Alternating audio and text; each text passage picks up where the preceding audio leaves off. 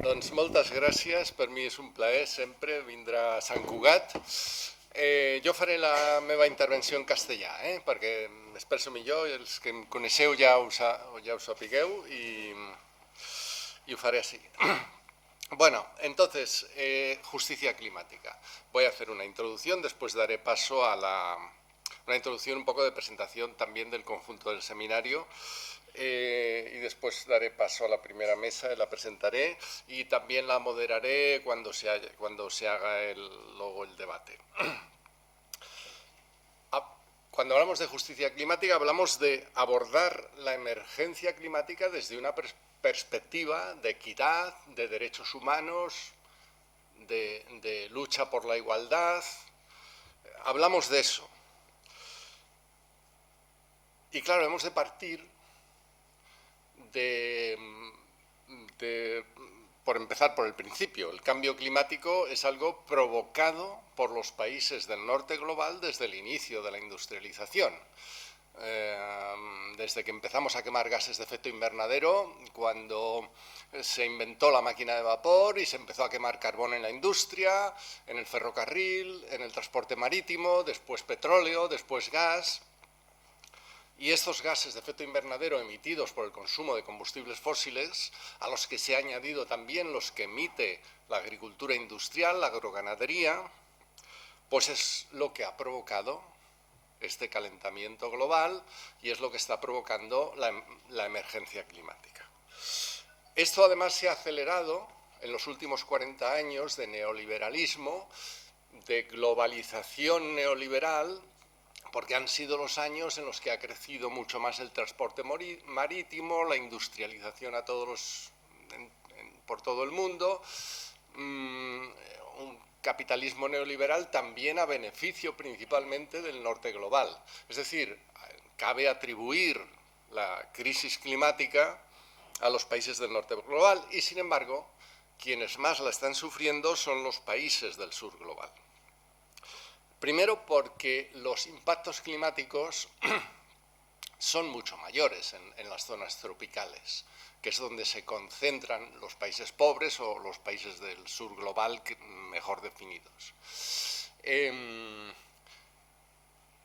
Los impactos climáticos se están sufriendo ahora en todo el planeta. Aquí tenemos una sequía que amenaza con ir produciéndose cada vez con mayores dimensiones y tenemos también en toda la zona mediterránea unos ciclones que han ido creciendo en los últimos años, que son cada vez más destructivos, pero no es comparable lo que nos está pasando aquí con lo que pasa en los países tropicales. En los países tropicales la temperatura, ese 1,2 grados de calentamiento global que ya tenemos, que en este año 2023 hemos llegado casi a 1,5, pero estamos influidos por el fenómeno meteorológico del Niño y por tanto no podemos decir que tenemos ya un calentamiento global de 1,5, que es el que el Acuerdo de París decía que era el que teníamos que tener en el 2100. No tenemos un calentamiento global de 1,5, aunque el año pasado hayamos llegado.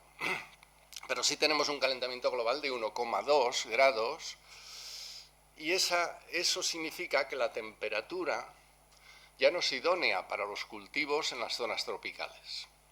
En las zonas más septentrionales, bueno, no hace tanto daño, incluso en las zonas más cercanas al Ártico, incluso puede beneficiar los cultivos. Pero en las zonas tropicales, que es donde se concentra el grueso de la población mundial y es donde están principalmente los países más pobres o más empobrecidos, los países del sur global, ahí la temperatura ya no es idónea y está destruyendo ya muchos cultivos. De la misma manera que han cambiado los patrones de las lluvias, eso han cambiado en todo el mundo, aquí mismo han cambiado, pero en las zonas tropicales, que dependen de una o dos temporadas de lluvias para sus cultivos y que se sabía cuándo llegaban estas lluvias, etcétera, ahora ya no se sabe. Una cosa que me decían los campesinos en un estudio que estuve haciendo hace 2 años en en Colombia sobre desplazamientos medioambientales, una cosa que decían es ahora ya no sabemos cuándo va a llover. Y eso, claro, eso afecta terriblemente entonces, a todo lo que tiene que ver con agricultura, etc. Bueno, los propios ciclones son muy destructivos. He dicho que aquí en el Mediterráneo ya lo son, pero tampoco es comparable con lo que está pasando en Centroamérica, en el sudeste asiático, en la costa oriental de África, en África Oriental, que los ciclones destruyen ciudades enteras. Todo eso son impactos que está teniendo el cambio climático en los países del sur global, son los que más daños están sufriendo y, sin embargo, son los que menos han contribuido a este cambio climático, a estas emisiones de gases de efecto invernadero que lo están provocando. Por ejemplo, el sexto informe del IPCC decía que las muertes por impactos, por fenómenos hidrometeorológicos repentinos en el sur global son 15 veces mayores que en el norte global. Estos impactos que ahora está produciendo la crisis climática se suman a todo lo que ya habían padecido estos países del sur global como consecuencia de la acción del norte global. Muchos de estos países, por ejemplo en África, han sufrido un expolio desde el inicio de la colonización, y después ese expolio ha seguido, después de la descolonización, por la acción de las multinacionales, por la acción del Fondo Monetario Internacional y del Banco Mundial sobre estos países. Ha sido un expolio que ha seguido continuando y estos países sufren unos daños medioambientales que son anteriores a los daños medioambientales que provoca el cambio climático. La minería, por ejemplo, que ahora el 80% de la minería mundial es a cielo abierto. Eso implica que la minería coge grandes extensiones de tierras, destruye toda la vegetación que hay ahí, expulsa a las personas que vivían en esa zona, contamina las aguas. Lo mismo pasa con el desarrollo de la agroindustria, lo mismo pasa con la deforestación, que también tiene relación con la minería, el desarrollo de la agroindustria. Donde más se está sufriendo es en estos países del sur global, etc.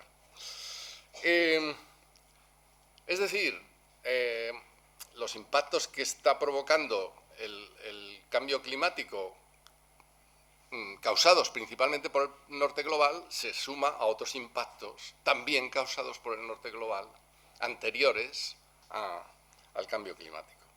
Y cuando se discute esto en las cumbres climáticas y se plantea que estos países que apenas han contribuido al cambio climático están sufriendo los mayores impactos y que debe haber una compensación, lo que se llama compensación por pérdidas y daños, pues resulta eso.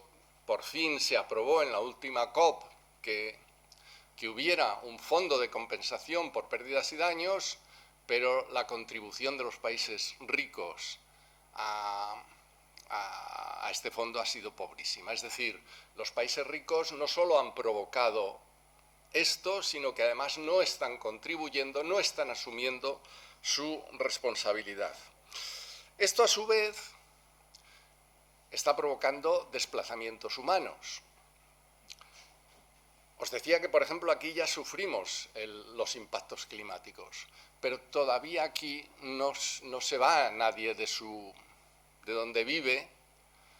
En la zona de Valencia puede haber unos ciclones muy grandes, en principio provocan daños y tal, pero no obligan a nadie a irse de su lugar, de donde vive y donde... en cambio, en los países del sur global sí, ya está desplazándose mucha gente por estos impactos. Cuando desaparecen las zonas de cultivo, pues la gente se tiene que ir, y están desapareciendo zonas de cultivo, zonas de pasto. Cuando los ciclones destruyen toda una ciudad o las grandes inundaciones hacen una destrucción grandísima, en muchos casos la gente acaba volviendo para reconstruir, pero en otros casos se van. Por tanto, se están produciendo desplazamientos de población que pueden ser desplazamientos internos, es el grueso de los desplazamientos que está provocando el cambio climático son internos dentro del país, la mayor parte son internos dentro del país, es decir, la gente se abandona las zonas rurales para irse a las ciudades, pero también hay una parte de gente que emigra a otros países. Yo en el libro de refugiados climáticos calculé que por cada 10 personas que se desplazan dentro del país hay una que emigra, o sea, esa más o menos es la proporción. Por tanto, el movimiento humano principal que está provocando la crisis climática son desplazamientos internos dentro de los países, pero también migraciones. ¿Y cómo tratamos las migraciones? Pues las estamos tratando de una manera cicatera, egoísta, basándonos en prejuicios, basándonos en los miedos que ha difundido la extrema derecha sobre el tema de las migraciones, y esto que es el tratamiento general que estamos dando a las migraciones se traduce en que estas otras migraciones o nuevas migraciones que está provocando el cambio climático pues se estén tratando de la misma manera.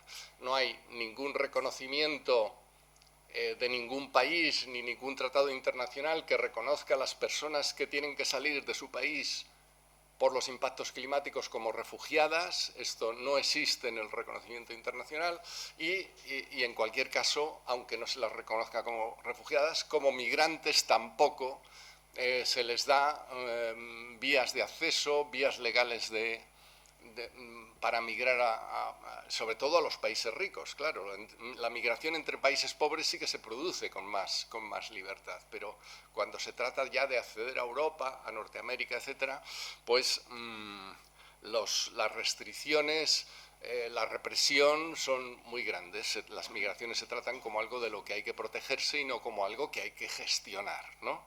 Bueno, pues sobre este tema, y ya empiezo a presentar un poco los debates. Habrá un debate mañana sobre las 12 horas, el tercero de los debates.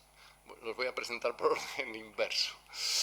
El tercero de los debates está titulado Refugiados climáticos, y ahí van a intervenir Javier Raboso, que es responsable de la campaña Cultura de la Pau en Greenpeace, y Sara, a ver si pronuncio bien el nombre, Bureigi, que es responsable de finanzas sostenibles de Ecologistas en Acción, o Ecologistas en Acción, no sé si viene de Madrid.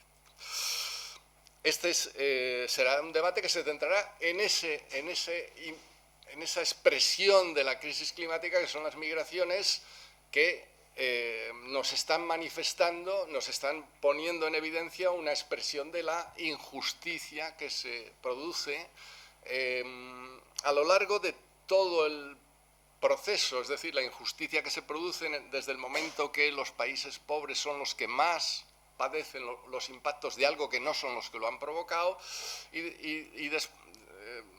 que se produce cuando los países ricos no quieren compensar estos daños que están provocando, y que se produce cuando las migraciones que resultan de eso también son tratadas de forma represiva, de forma restrictiva por los países ricos. Pero hay más manifestaciones de esta situación de injusticia que rodea la crisis climática. He hablado de la minería. Ahora mismo, en el norte global, estamos haciendo la transición energética. Estamos,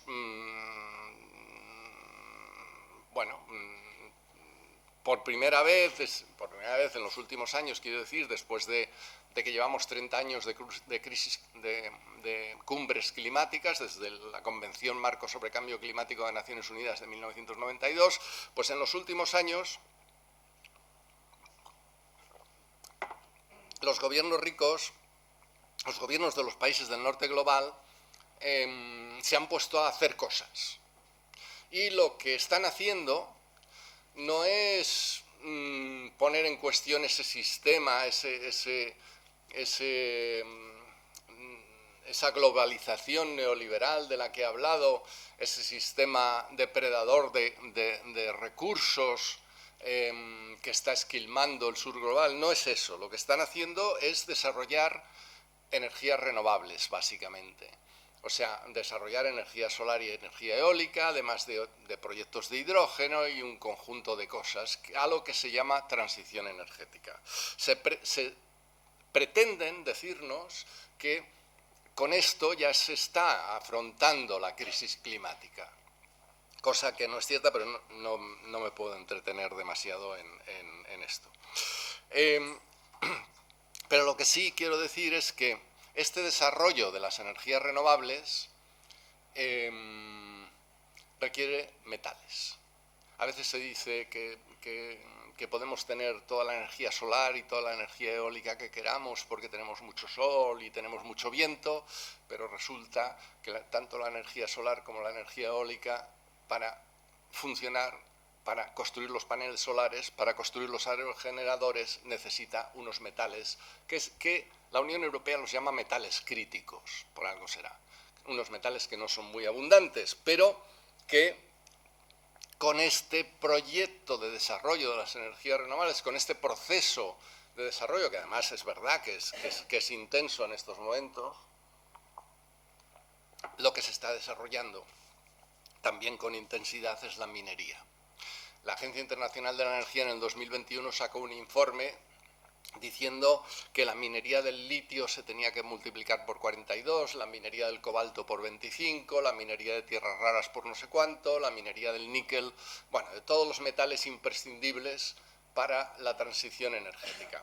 Este proceso de... Se me está... A ver si riego un poquito la garganta. Este proceso de desarrollo de las energías renovables está suponiendo que todos esos daños que provoca la minería, que ya los venía provocando desde hace mucho tiempo, se vayan a multiplicar. La minería del litio, por ejemplo, pues es tremendamente dañina porque se carga toda la agricultura de la zona, no solo de donde se está explotando el litio, sino que se lleva el agua de todos los acuíferos cercanos y se carga la minería en kilómetros a la redonda. Y lo mismo pasa con la minería del cobalto, tremendamente dañina. En países como la República Democrática del Congo, pues los daños medioambientales son brutales. Pasa con la minería del níquel. Y es algo que se supone que se va a desarrollar multiplicándolo por factores que asustan, para esta transición energética que queremos hacer principalmente en el norte global, que es donde realmente pues tenemos una mayor responsabilidad de reducción de emisiones de gases de efecto invernadero. Bueno, pues sobre esto habrá un debate mañana por la mañana, que será el primero de los de mañana por la mañana, a las 10, que se titula Los problemas de la transición verde, que se va a hablar pues un poco de estas cosas, esta transición que lleva consigo, ¿no? Y ahí estará Gisela Torrents, que es técnica de Justícia Climàtica del Observatori d'ESC, y Alfons Pérez, investigador del Observatori de la Deuta y en la globalización. Por último, hay otros factores que nos muestran la vinculación entre justicia o injusticia y la crisis climática.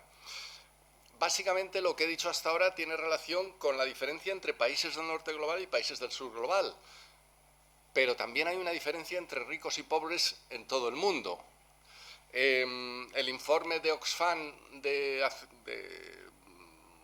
hace unos meses, un informe decía, bueno, y esto es algo que se viene repitiendo desde hace tiempo, pero Oxfam lo concretaba hace unos meses, que decía que el 1% más rico de la población mundial genera más emisiones que el 66% más pobre de la población mundial.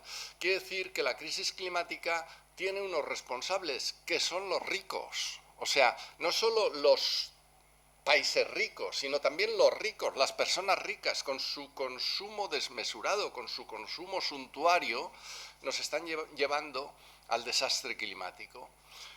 Aquí se da también otra manifestación de por qué el tema climático debe tratarse desde el la perspectiva de la justicia, ¿no? Y por qué hablamos de justicia climática. Pero hay otras.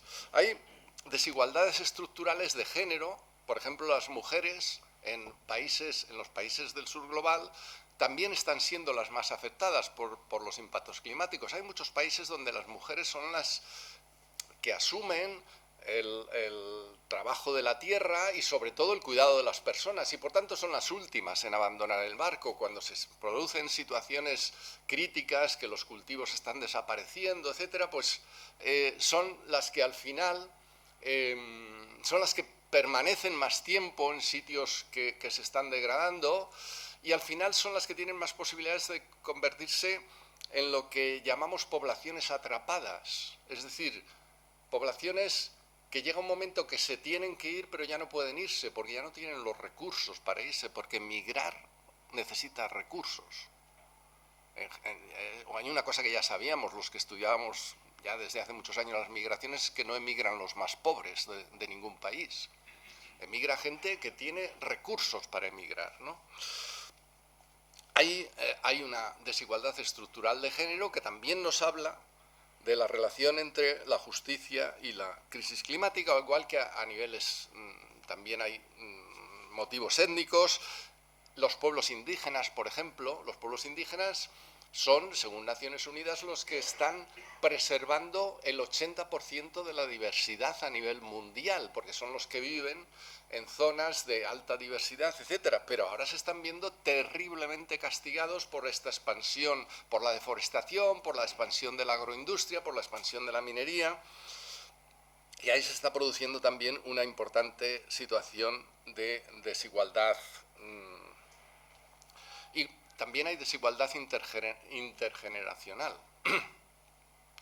Los actuales niños y niñas y los de dentro de poco, los que nazcan en los próximos años, son los que dentro de unas décadas estarán sufriendo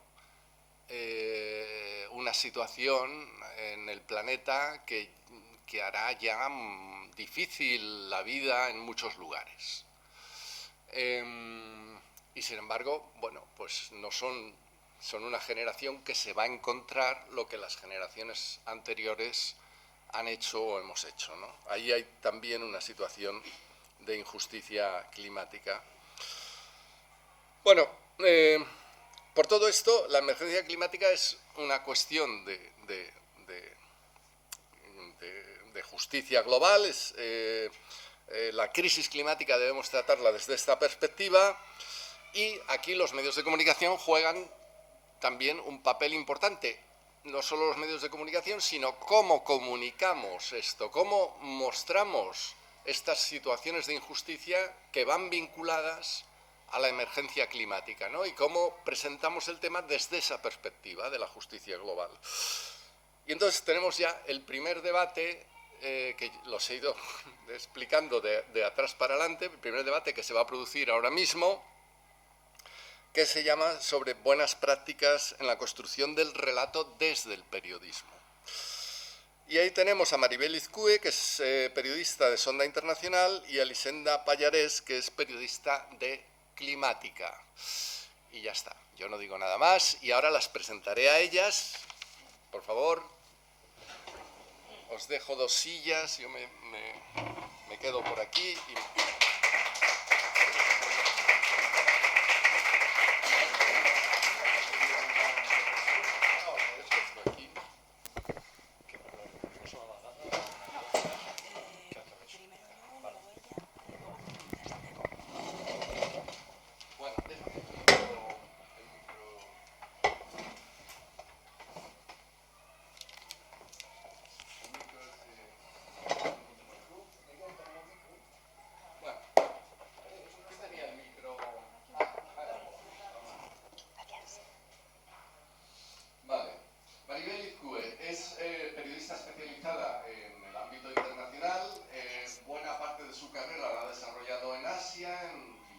India, Japón, para la agencia EFE, principalmente.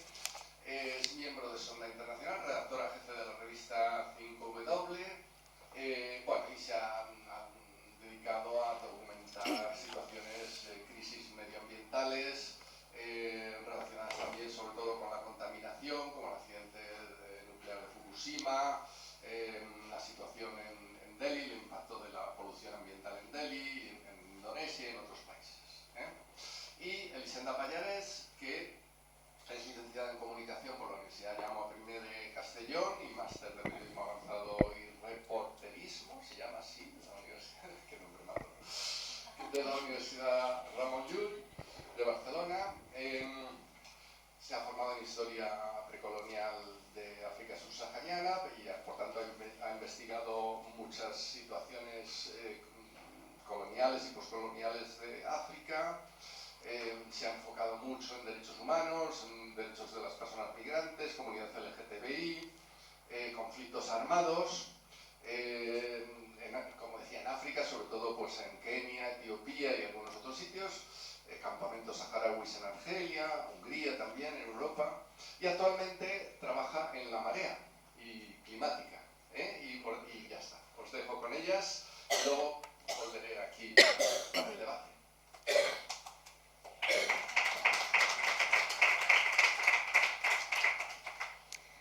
Bueno, buenas tardes. Buenas tardes, muchas gracias, Miguel. Muchas gracias a Ares por la invitación a la Universidad Internacional de la Pau. Es un placer estar aquí y compartir mesa con Elisenda para hablar de justicia climática y medios de comunicación. Lo primero que voy a hacer es un repaso así un poco teórico de algunas premisas sobre enfoques, medios y justicia climática. Y luego voy a contaros un par de casos prácticos que hemos publicado en Sonda Internacional para enseñar de una manera más real y contaros mi experiencia en dos casos que tienen mucho que ver con la contaminación y con la crisis climática. En primer lugar, bueno, ya lo ha dicho Miguel, pero repasar un poco el concepto de justicia climática, porque cuando hablábamos de clima hace unos años, hablábamos de clima como algo referido al planeta, un poco sonaba a ecologismo, a tema medioambiental, pero no se iba mucho más allá, ¿no? Entonces, estamos en un momento en el que estamos tomando conciencia de que la crisis climática va mucho más allá, no es simplemente un tema verde, entre comillas, sino que afecta a todo lo social y a lo económico también, ¿no? Y, por tanto, se debe ver desde un enfoque muy vinculado a algunos aspectos. La justicia climática, una de las premisas fundamentales, es que se basa en vincular los derechos humanos a la acción climática, ¿no? El hacerlo desde una perspectiva, el tomar toda acción climática teniendo en cuenta a la persona, desde un enfoque humanista y de derechos, ¿no? Luego, el hacer entender que no todo el mundo contribuye de igual manera a la crisis climática, algo en lo que también ha hecho hincapié Miguel. Al final hay países y hay actores que contribuyen más y, en cambio, parece que el impacto es inversamente proporcional. La justicia climática también consiste en combatir la injusticia social, de género, la injusticia económica, la intergeneracional, de la que también hablaba ahora Miguel, y, por supuesto, la medioambiental. Y luego, así como un resumen, al final la crisis climática es el resultado de un sistema que pone por encima de todo la economía, ¿no? Pone la economía, la productividad, el beneficio económico por encima de la sostenibilidad. Entonces, trabajar para lograr la justicia climática requiere también un cambio de este sistema.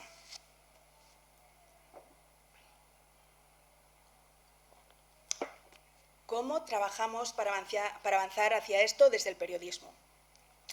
Bueno, cuando hablamos de buenas prácticas en la construcción del relato periodístico, hay algunas que van más allá de lo que se refiere a la crisis climática, que se dan de base, que se aprenden en la facultad desde el principio, y que es que toda información periodística debe responder a los principios de veracidad, de rigor, de buenas fuentes, de equilibrio en el sentido de no ser información sesgada y una serie de premisas que se aplican a toda información que quiera considerarse de calidad, ¿no? La crisis climática tiene algunas particularidades, algunas dificultades añadidas. Una de ellas pasa por el lugar que ocupan nuestro relato en este panorama que tenemos, en este escenario de medios en el que recibimos información constantemente a una velocidad de vértigo y que además toca muchos palos, ¿no? Y esto lo vinculo con lo que os decía al principio, que parece que la información sobre la crisis climática estaba restringida a un público interesado en el medio ambiente, con un cierto nivel de compromiso ya y de conciencia de que, bueno, de que es una crisis que vivimos y que hay que actuar. Pero va mucho más allá. La crisis climática lo toca todo, absolutamente todo, toca nuestro día a día, y el gran reto del relato periodístico es hacer entender a las personas que reciben la información esto, que la crisis climática afecta en las pequeñas cosas de nuestro día a día.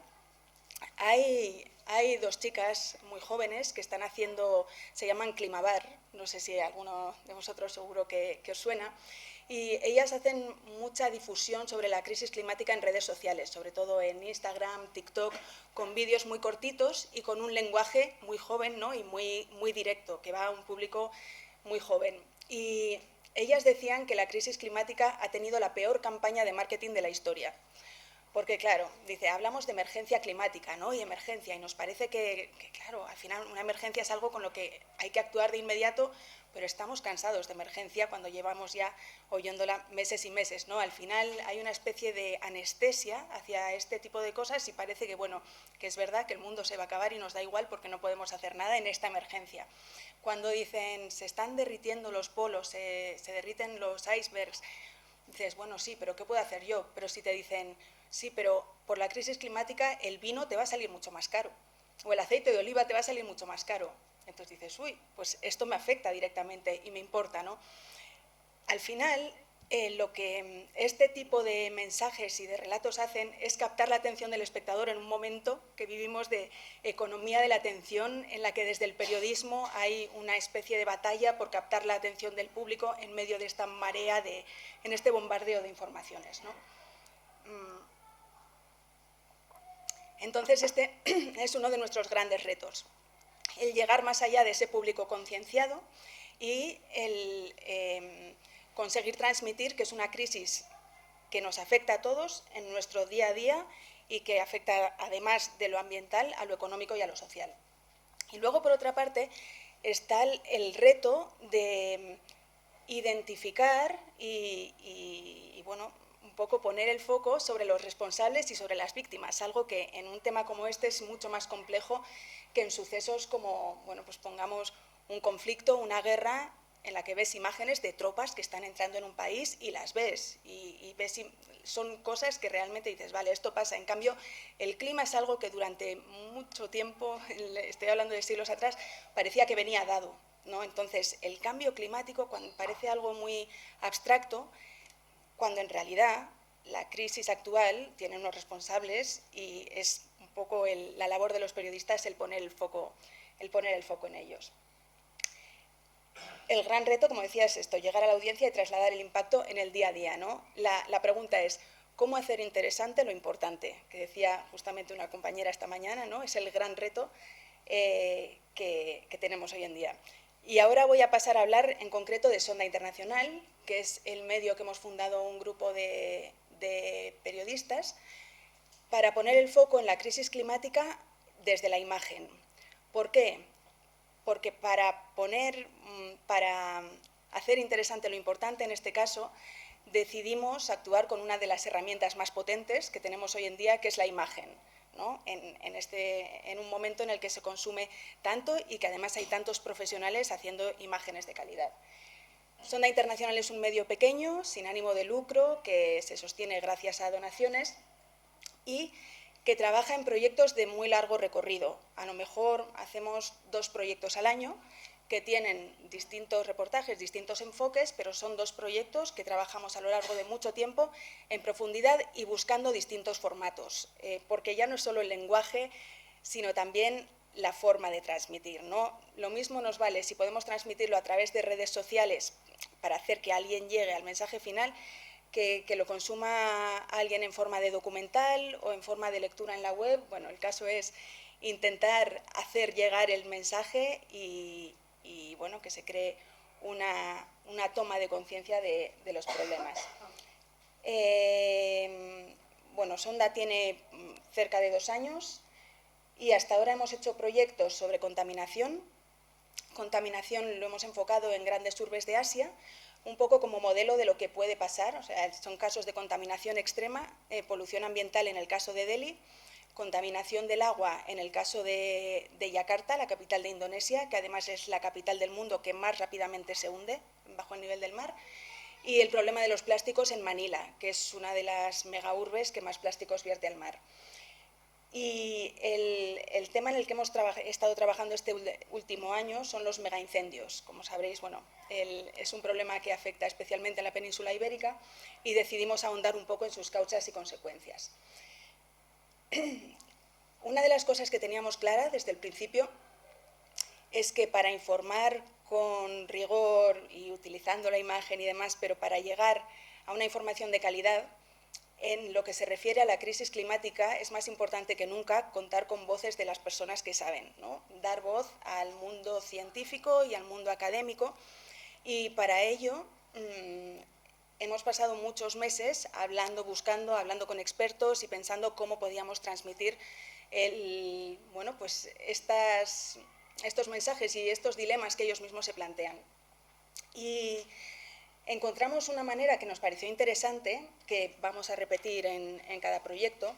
En el caso de los incendios, hemos publicado una serie que se llama Conversaciones, que lo que hacemos es poner frente a frente a 2 expertos en un tema de distintos ámbitos. Por ejemplo, en el tema de los megaincendios, para definir qué es un megaincendio, pusimos frente a frente a Marc Castelnou, que es el jefe de bomberos de Cataluña, y ahora, estos son los nervios, me he olvidado de su nombre, perdón, Víctor Resco de Dios, sí, el lapsus, que bueno, que es una de las voces académicas más autorizadas en lo que se refiere a megaincendios, ¿no? Eran 2 personas que ya se conocen mucho, entonces, claro, daba gusto verles hablar y lo condensamos en un vídeo de 10 minutos, la conversación que ellos tenían sobre cómo ven los megaincendios desde el terreno, los equipos de bomberos y demás, y cómo se ve desde el ámbito académico, ¿no?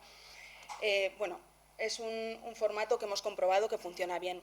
Otro tipo de formato son las charlas directas, un poco les llamamos charlas visuales, en las que fotoperiodistas que han estado trabajando en profundidad sobre un tema proyectan las imágenes de ese tema y van relatando en directo la problemática que hay detrás y con lo que ellos encontraron. Hay reportajes más visuales, más poéticos, como este de Laponia Española, un ensayo fotográfico de Santi Palacios, que parece que Laponia Española un poco es un reportaje sobre este territorio que está tremendamente despoblado en España, la serranía celtibérica, y está dentro del proyecto de megaincendios, porque al final la despoblación es una de las grandes causas, ¿no? de los grandes incendios forestales. Entonces, bueno, pues queríamos tocarlo desde otra perspectiva. Y este es el proyecto Megaciudades sin Contaminación, que os comentaba antes y en el que me quiero parar un poco para contaros cómo lo abordamos y también cuál es su relación con la justicia climática. Voy a abrir directamente la página web de Sonda, si me dais un minuto, y así os lo enseño en...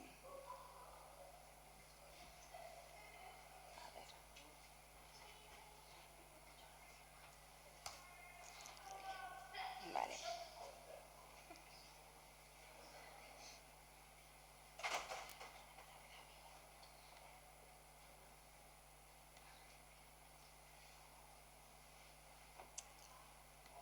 Ahí no. Bueno, al reportaje que os voy a enseñar le llamamos Creíamos que era niebla por una de las entrevistas que hicimos con un matrimonio en el que la mujer nos contaba que durante muchos años ellos pensaban que aquella capa gris que los rodeaba y con la que convivían era niebla. Y de hecho, yo cuando viví en Delhi hace más de 15 años, estuve viviendo allí 3 años y también era un comentario de esta niebla que tenemos por la mañana y por las noches, ¿no? Cuando años después descubrimos que no era niebla, que es contaminación y que sobre todo alcanza picos en en unos meses muy determinados del año, ¿no? El proyecto sobre la contaminación en Nueva Delhi partió de una entrevista que hicimos unos años antes a un experto en medio ambiente y polución, que nos hizo una reflexión, nos dijo: la contaminación es el problema más democrático del mundo, la contaminación ambiental, porque todos, queramos o no, respiramos el mismo aire. Y nos quedamos pensando y dijimos, ¿será verdad que es el más democrático? Entonces volvimos unos años después ya para trabajar sobre este tema en concreto. Y lo que hicimos fue un poco explorar las causas de esa contaminación ambiental y ver cómo afectaba a personas de distintas capas sociales, digamos, ¿no? El reportaje, que hace mucho hincapié, como veis en la imagen, lleva bastante poco texto, bueno, muestra un poco cómo es, esto por ejemplo es la Puerta de la India, y lo muestra en un mes con poca contaminación, y esto es en noviembre, cuando la contaminación se dispara por distintos tipos de factores, y es que realmente respirar en Delhi esos meses es sumamente complicado. Entonces, después de muchas entrevistas con expertos, identificamos los principales factores a los que se achacaba la contaminación ambiental de Delhi, y el primero de ellos era el tráfico. Hay más de 13 millones de vehículos que salen cada día a las calles de Nueva Delhi y que hacen que el aire sea irrespirable, ¿no?, en buena parte. Y entonces hablamos con esta mujer que veis aquí, que se llama Rukmani. Ella vivía debajo de un puente en una gran carretera del centro de Delhi, digamos que vivía allí no era ni una chabola, o sea, como en un rincón debajo de un puente, respirando día y noche la polución del tráfico. Ella era migrante del vecino estado de Rajastán y no tenía apenas ni educación ni recursos. Y cuando le preguntábamos sobre la contaminación, sobre si no le preocupaba respirar ese aire, ella nos decía, no, ¿por qué me va a preocupar? No. Y decimos, ¿y tienes problemas de salud? Y dice, bueno, tengo mucha tos y a veces me sale sangre, pero yo creo que esto es por un golpe que me di hace unos años. O sea, estaba totalmente, en ningún momento nadie le había dicho, ni se le ocurría a ella vincular el aire que respiraba con sus problemas de salud. Este, digamos, que es el caso más extremo, ¿no?, de desconocimiento. Estas eran las condiciones en las que vive mucha gente en Nueva Delhi. Otro de los factores que identificamos fueron las hogueras. En Delhi se quema, hay muchas hogueras a cielo abierto, se quema basura en los propios vertederos, también algunos de los principales, de los grandes vertederos de la India están en Delhi. Esto que veis aquí, por ejemplo, es el de Balasua, que es una montaña enorme de basura de la que sale continuamente el humo de las hogueras que hacen las personas que rebuscan entre la basura para reciclar y ganarse la vida, ¿no? Entonces queman los escombros para encontrar el metal, que es lo que más valor tiene, lo que pueden revender a un mejor precio.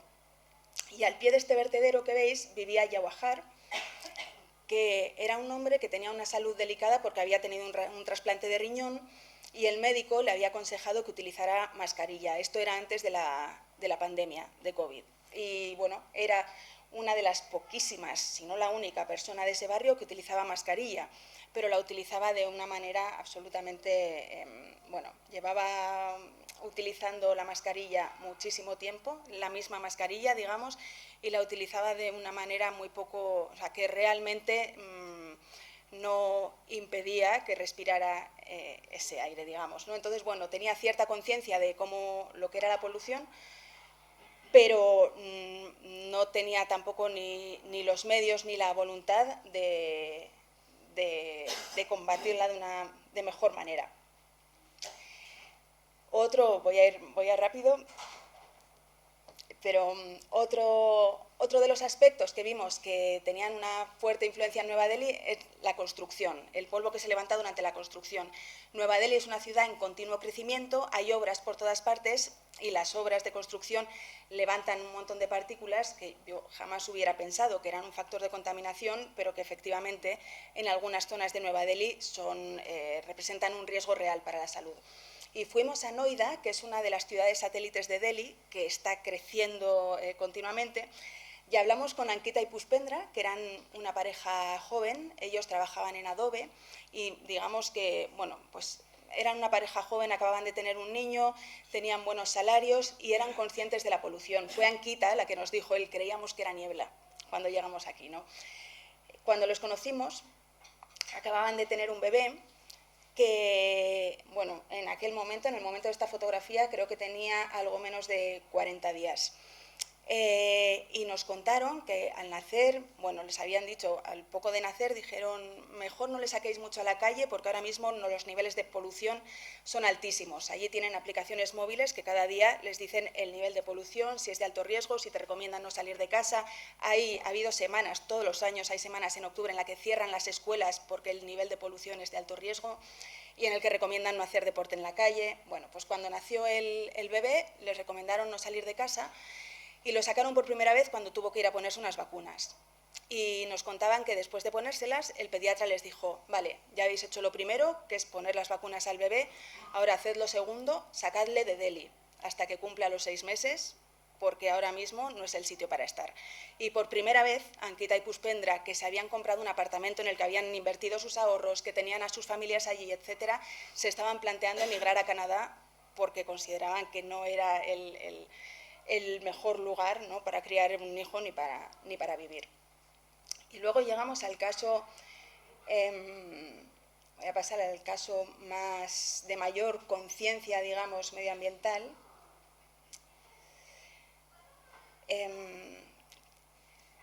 que bueno, hemos puesto aquí el caso del que os hablo porque fue él el que nos habló, la primera persona que nos habló de las quemas agrícolas. Es un factor estacional.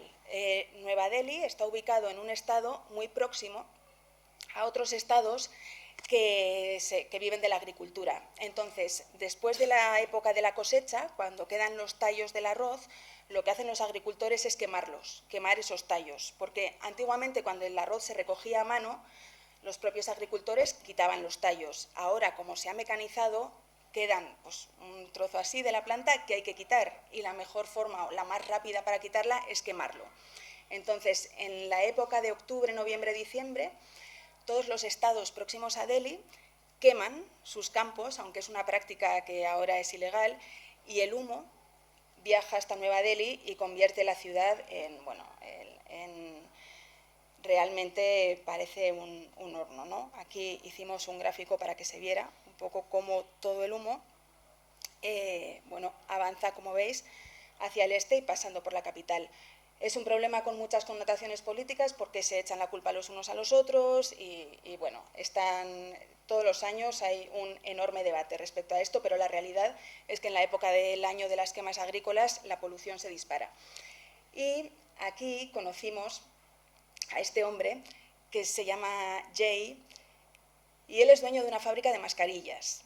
Jay era un empresario de éxito, le gustaba mucho hacer deporte y se entrenaba para maratones hasta que en uno de esos entrenamientos sufrió un colapso pulmonar. Y entonces ahí descubrió que el colapso había sido fruto de la contaminación.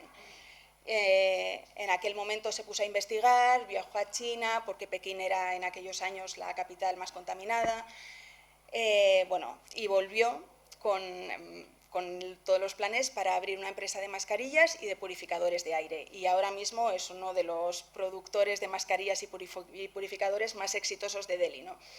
Entonces, claro, en su casa él vivía en un piso en una zona residencial, una urbanización muy cara de Nueva Delhi, y aquí en esta foto que veis nos está enseñando cómo el aire de su casa, el cacharro redondo que veis es un medidor de contaminación y nos enseña cómo el nivel de partículas, que suele estar por encima de 250 ppm, que son las partículas minúsculas que entran en el torrente sanguíneo, suele estar por encima de 250, 300, incluso 500, y en su casa, que estaba en medio de ese ambiente, era de 9. Él decía, el aire de mi casa es como el de Suiza, porque tenía purificadores, tenía también como un pequeño sistema que le introducía oxígeno. Bueno, se había hecho una burbuja, ¿no?, dentro de su casa. Y nos quedó claro que sigue siendo un problema muy poco democrático, ¿no? Al final, la contaminación ambiental afecta más a unos que a otros y generalmente, como decía, es inversamente proporcional a la responsabilidad. Alguien como Rukmani, la mujer que vive en la calle, no tiene ni vehículo, no tiene medios para contaminar, más allá de la pequeña porción de basura que pueda quemar, pero vamos, al final, bueno, pues son las personas con menos recursos las que más sufren. Y he contado toda esta historia, no sé si me da tiempo a poner algún ejemplo más, pero un poco para, bueno, para transmitir la filosofía de contar casos concretos, ir de lo pequeño, de los casos concretos y humanizar y casos que a lo mejor consigan despertar empatía para contar una historia más grande, ¿no? Para a partir de ahí conseguir transmitir, bueno, pues distintos aspectos de la crisis climática que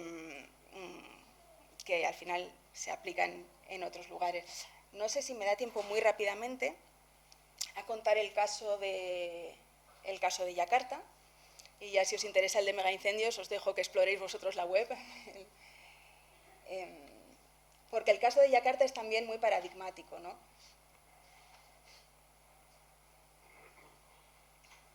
Este lo titulamos El agua sucia más cara del mundo, porque el problema de Yakarta viene de tres frentes. Es una ciudad atravesada por 17 ríos.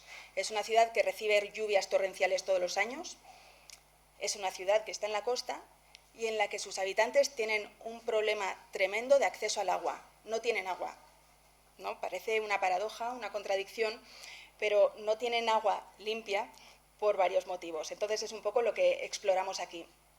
Lo que hicimos, siguiendo un poco el modelo que habíamos hecho en Delhi, fue hablar con personas de distintas clases sociales para ver cómo les estaba afectando el problema del agua y del hundimiento de la ciudad.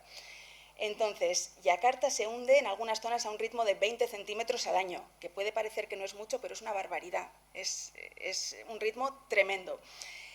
Y se hunde porque los acuíferos debajo de la ciudad están totalmente explotados. La ciudad no tiene un buen sistema de canalización de agua, entonces los edificios, pero estos que veis aquí, diría que el 90% de los edificios, pero incluidos los rascacielos, sacan el agua de pozos. Los rascacielos tienen sus bombas mecánicas, y eléctricas y demás, y las pequeñas chabolas tienen su bomba manual, pero prácticamente todo el mundo saca el agua del subsuelo, con lo cual es como un agujero de Gruyère que se está hundiendo. Los ríos que la atraviesan están absolutamente contaminados porque el cinturón que rodea Yakarta está lleno de industria, sobre todo textil, que es extremadamente contaminante. Y luego, por otra parte, es una ciudad que ha crecido tanto, está sobre una alfombra de asfalto, con lo cual las lluvias torrenciales, en lugar de ser absorbidas y de volver a llenar los acuíferos, lo que hacen es inundar la ciudad. Entonces, se crea ahí un triángulo que hace que sea muy complicado, ¿no? ¿Qué pasa? Que las personas que viven más cerca de la costa no pueden sacar agua de los pozos porque está salada. Y estas personas se ven obligadas a comprar agua embotellada o agua que tienen sus vecinos que consiguen de no sé dónde para todo, para prácticamente todo, ¿no?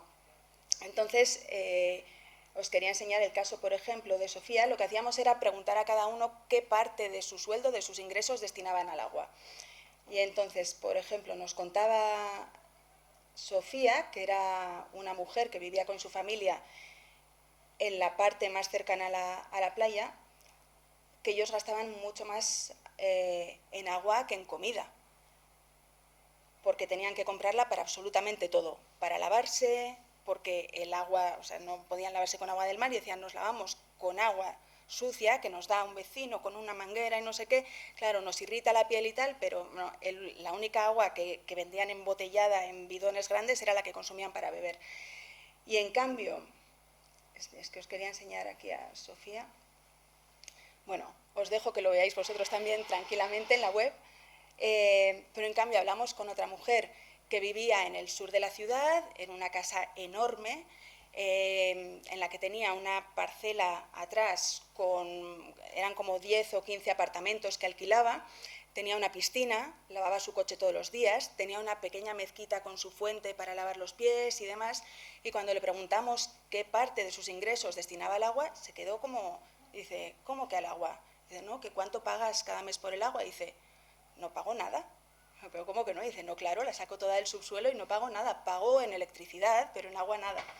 Entonces, bueno, ¿no? Es otra de las muestras de las paradojas de la crisis climática y cómo puede afectar a aspectos muy distintos que en un principio a lo mejor no vinculas directamente a estas crisis, pero bueno, y que se pueden exportar estos pequeños casos a otras zonas del mundo en las que suceden situaciones similares. Y nada, lo dejo aquí, os invito a todos si os apetece a ver la web de Sonda Internacional y os dejo con Elisenda y Climática, que son otro ejemplo de cómo hacer interesante lo importante. Así que nada, gracias.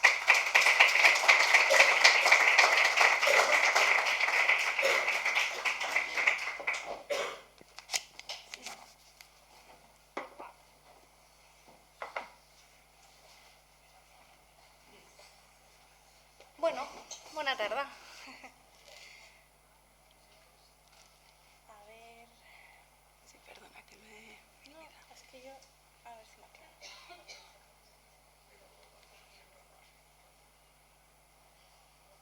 No.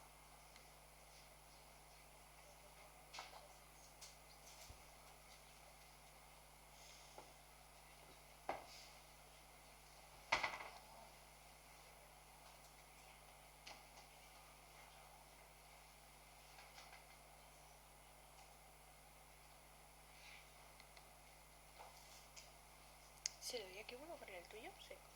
Uy. No sé qué he hecho con él. Ah, bueno, será este. Ah, del título. Vale.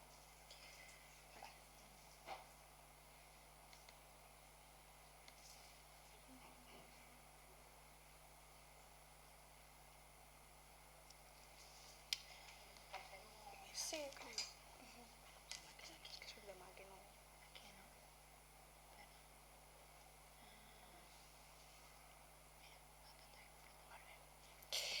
Bueno, doncs jo treballo a Climàtica, que és un mitjà que va fundar l'any 2019 la revista La Marea, que som una cooperativa de periodisme, per tant un mitjà de comunicació independent que no depenem de la publicitat o de grans accionistes, sinó de la comunitat que ens dona suport, dels nostres subscriptors. I Climàtica pensem que va ser el primer mitjà de comunicació especialitzat en crisi climàtica i biodiversitat d'àmbit generalista.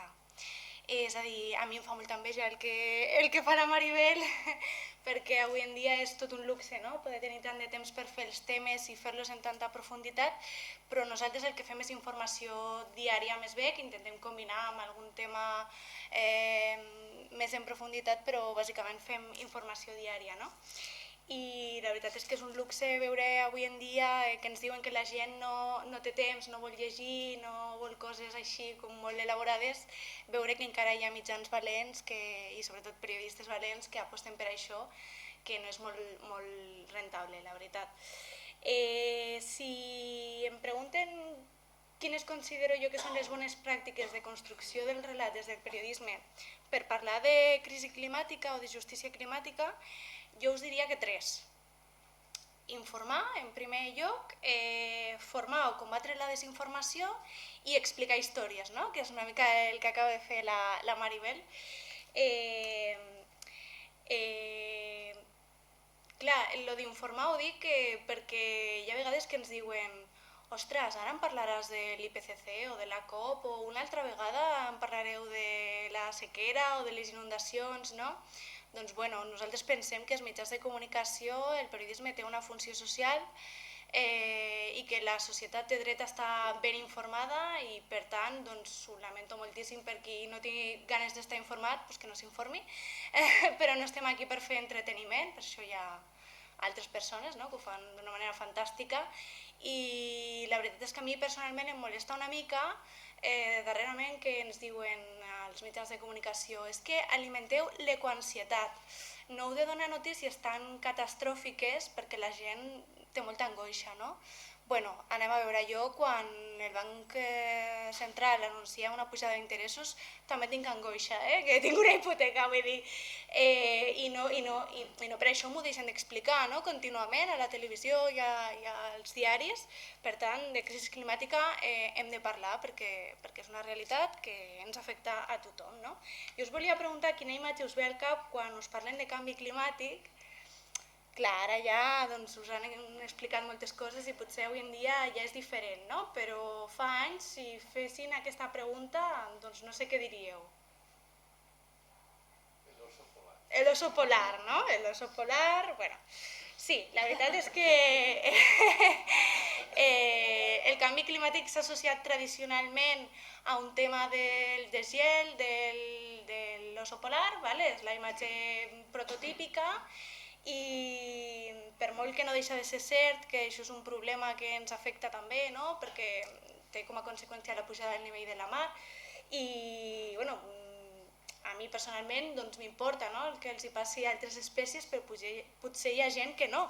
Llavors, pues, bueno, enfocar-ho només així, que seria para los concienciados, és una errada, pensem, no? I una altra imatge que ens ve també és com la sequera, no? com el patiment de fam que hi ha a països com Somàlia o Etiòpia. No? I realment la crisi climàtica és una cosa que és del present, que ens afecta a tots.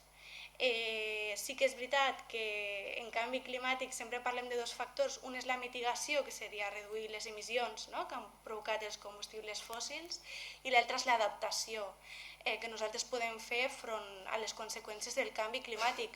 Com a països del nord global, nosaltres ens podem adaptar més que els països empobrits o del sud global, però realment ens afecta a tots. De fet, Europa s'escalfa a una velocitat que és el doble de la mitjana mundial. Per tant, no és una cosa llunyana ni una cosa que afecti només a altres espècies, sinó que és una realitat que està aquí i que és present. No? L'IPCC ens diu que tenim fins al final d'aquesta dècada per assolir una mitigació i que no arribem a uns punts molt crítics, no? Per a la supervivència nostra com a espècie, no? El planeta seguirà segurament. No? Bueno, també m'agradaria dir que nosaltres a Climàtica som la revista Hola dels científics.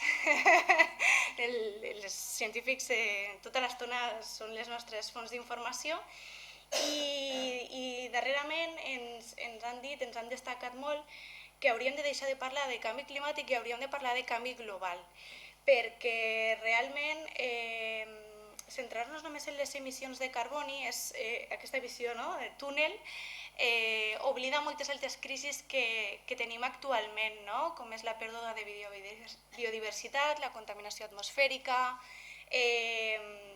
etc. Hi ha un estudi científic bastant polèmic, però bueno, que estableix diversos límits planetaris, no? Que serien diferents factors que fan que la nostra vida com a espècie humana pugui estar en perill. I el clima és només un d'ells, no? Nosaltres vam traduir al castellà aquesta il·lustració i si ens fixem, no? La rodoneta de la Terra és on estem en cada d'aquests factors i el clima no és on estem pitjor, no? Realment tenim un problema amb els fertilitzants. Realment els usos del sol han tingut unes conseqüències catastròfiques i hi ha moltes altres crisis, no? Com de l'aigua dolça, que ara explicava la Maribel, etc. I tot això té unes conseqüències en la nostra salut, en la nostra economia, en les nostres societats, té conseqüència perquè provoca refugiats. Vull dir que no m'agrada parlar només de crisi climàtica, de justícia climàtica, sinó de totes aquestes crisis que ha desencadenat un capitalisme feroç, no? Com ens explicava el Miguel. Però bueno, sí, l'escalfament global, el canvi climàtic és una realitat, sembla mentida, però estem al 2024 i encara a vegades hem d'invertir el nostre temps en confirmar que això és una realitat, no? L'any passat estàvem en un escalfament global del 1.2, aquesta gràfica agafa de mitjana uns 30 anys, que serien del 71 al 2000, i ens diu cada any quina temperatura mitjana hem tingut. I com podem veure, els darrers anys són un desastre, no? Això és escalfament a nivell global. Hi ha una pàgina web que ha fet aquest científic on tu pots anar i buscar el teu país i veure les dades, no? I per això aquestes franges són bastant conegudes. També existeixen en versió biodiversitat i també veiem que hi ha un declivi d'espècies molt important, no?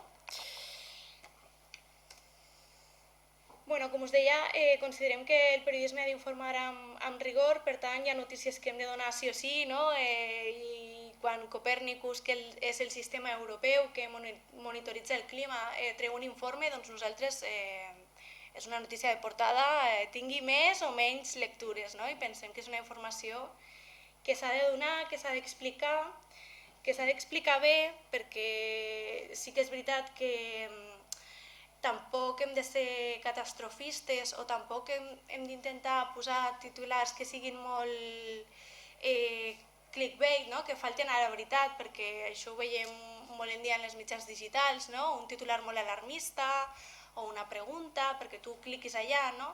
Clar, això és perquè els mitjans de comunicació tampoc tenim molts recursos darrerament i llavors doncs qui viu d'anunciants necessita moltes visites, no? I es cau en això.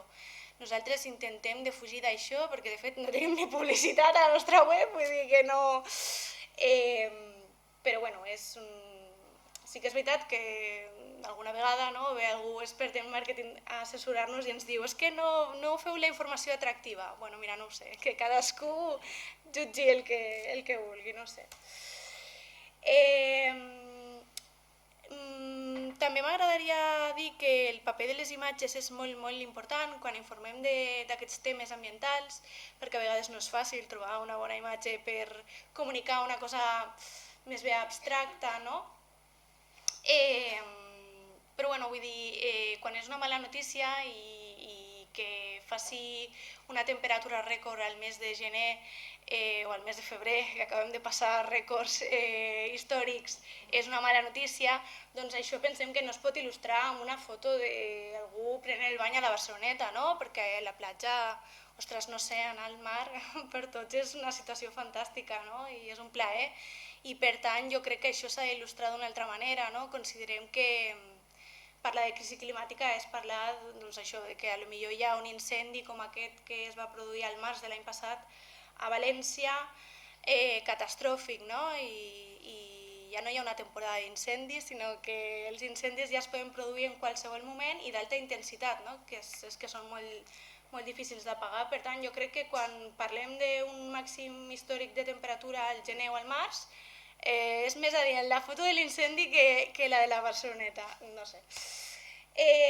Bueno, l'impacte del canvi climàtic ja ho han mencionat, és transversal, no? Vull dir, jo penso que nosaltres som un mitjà de comunicació especialitzat, però parlant amb col·legues periodistes que estan a altres mitjans de comunicació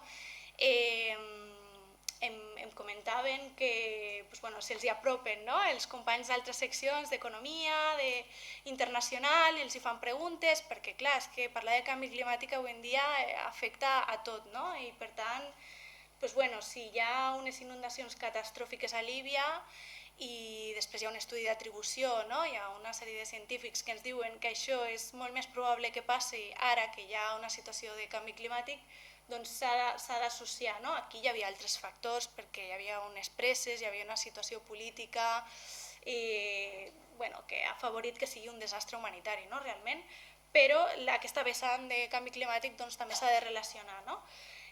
O quan ens diuen que el preu de l'oli és molt elevat o que la campanya de cítrics, jo soc valenciana, llavors això m'afecta moltíssim, és un desastre, doncs també s'ha d'explicar, no? Que hi ha hagut una floració fora del temps que corresponia i per tant hi ha una mala collita, no? I això té conseqüències econòmiques, vull dir que qui pensi que el canvi climàtic només li importa a algú que està molt conscienciat als temes ambientals s'equivoca, perquè si demà hi ha una inundació i la nostra assegurança no ens cobreix els desperfectes, ens està afectant a la butxaca, no? I això és una cosa que als Estats Units passa moltíssim i que aquí també ens pot passar en qualsevol moment, Per tant, jo crec que algú que estigui molt interessat en les inversions i economia o qualsevol cosa, doncs, bueno, estarà interessat en canvi climàtic segurament d'aquí molt poc.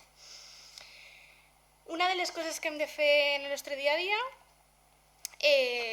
tot i que cada dia fa més mandra, però bueno, és combatre el negacionisme, no? És a dir, nosaltres al final som conscients que molta gent, sobretot jove, s'informa a través de les xarxes socials, on circulen moltes informacions que no són certes. Hi ha estudis que demostren que la majoria, al voltant del 80% de les fake news en castellà a nivell mundial sorgeixen a Espanya i des de col·lectius molt vinculats a l'extrema dreta. Nosaltres a vegades ens hem associat amb altres mitjans de comunicació per publicar quan ells tenen una bona informació que desmenteix un bulo, perquè no ens dona temps a fer-ho. Escolta, t'ho puc agafar? Sí. T'ho puc traduir un mitjà anglès? Sí, perfecte. Ho hem intentat fer en vídeo també, a veure si així circula i entra millor.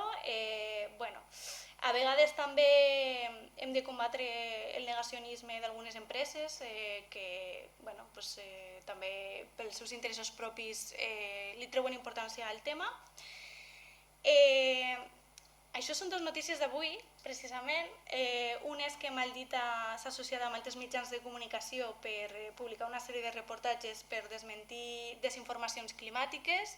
Desinformacions climàtiques hi ha de molt, no sé, algunes fins i tot semblen divertides, encara que no ho siguin.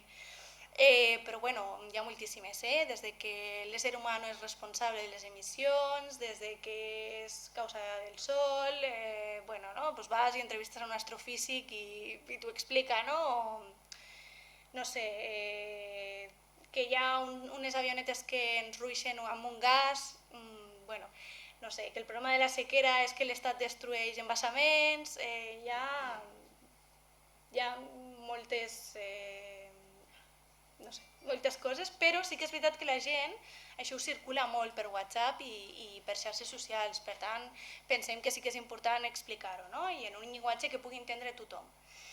I bueno, en aquest aspecte penso que sí que és bo que molts mitjans de comunicació estan entenent que en això s'ha de fer pinya, no? Més que competir, s'estan aliant i és una cosa que em sembla molt positiva. I bueno, avui hem sabut també que Nacions Unides s'ha aliat amb TikTok, ha agafat a uns quants comunicadors i científics de referència també perquè puguin desmentir notícies falses, no? Aquí tenim a Isabel Moreno, que és una meteoròloga de Televisió Espanyola, o Valentina Raffio, que és una companya periodista del periòdico, etc. I la veritat és que em sembla fantàstic, no?, que ens associem.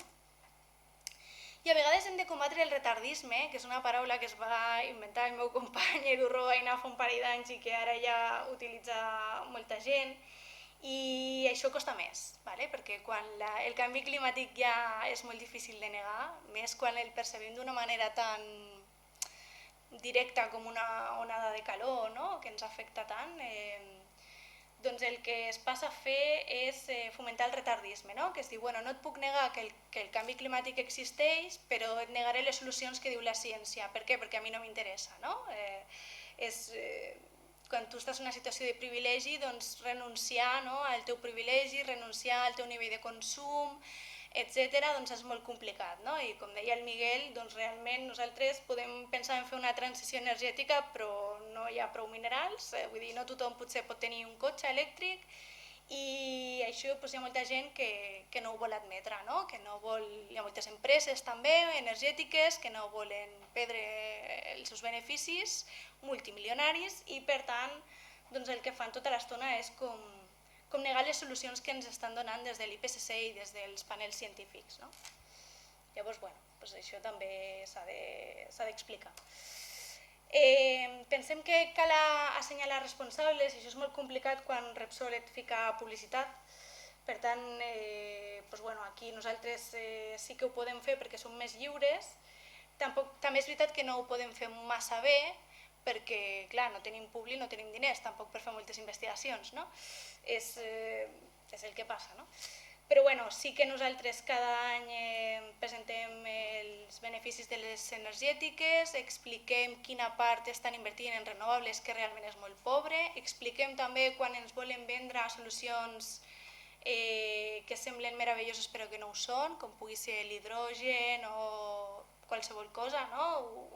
Anem als experts i veiem realment si són sostenibles o no, que moltes vegades no ho són. També intentem donar veu, doncs, perquè és necessari, no? Aquella gent del sud global que ens explica històries de les que són responsables les multinacionals que tenim aquí. Aquest és un cas de dos pescadors que van venir a Barcelona a denunciar que va haver un derramament de petroli d'una embarcació de Repsol al Perú. És l'incident més greu que ha tingut el país. 2 anys després segueixen traient, ningú els ha netejat les platges, no poden pescar. A més, és una zona de cria de peixos, per tant, és un drama no només per ells, sinó per a molts quilòmetres al voltant. No tenen manera de treballar, no tenen menjar i Repsol el que ha fet és una campanya de pagar publireportatges i dir que allà tot estava arreglat perquè els havia donat uns dinerets per signar un paper on renunciessin a denunciar-los. No?